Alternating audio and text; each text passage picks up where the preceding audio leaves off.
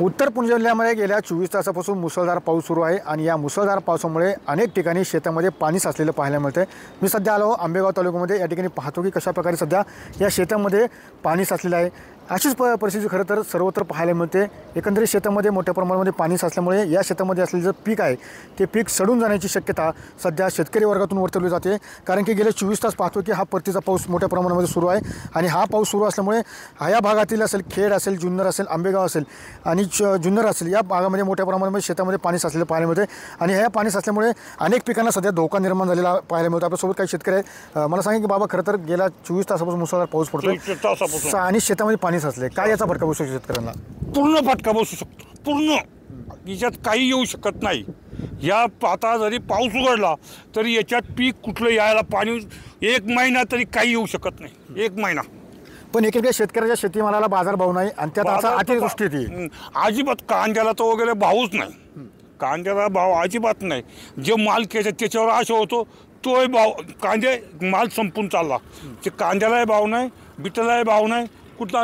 पावसाने तर काय उघडी म्हणजे पाऊस थांबत नाही, काय करायचं नाही। पण पाऊस तर आता नैसर्गिक खरं तर ही आपत्ती आहे, मात्र काय तुम्ही सरकारकडे मागणी करसाल? सरकारकडे काय मागायची, सरकारकडे काय मागणार आणि कोण न देणार सरकार, कोणला देणार तुम्ही? सरकारच्या तिजोरीत जर पैसा शिल्लक नाही, तुम्ही लाडक्या बहिणीला पैसे पुरवता, ती काही गरज होती का लाडक्या बहिणीला पैसे पुरवायची?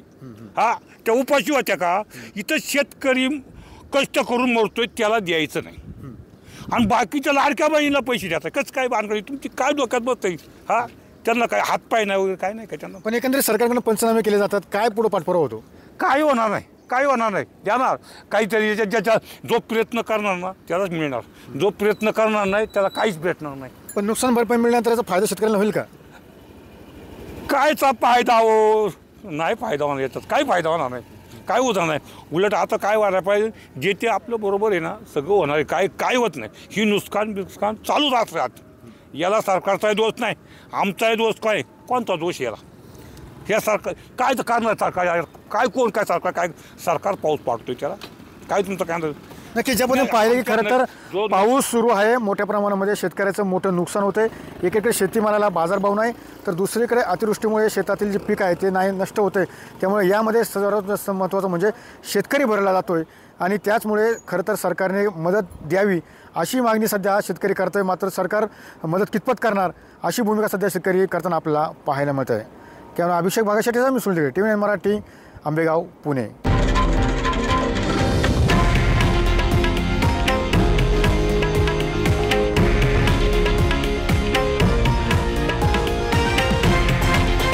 हे आहे देशातील नंबर 1 न्यूज नेटवर्क आणि आपण पाहत आहात TV9 मराठी, एकमेव।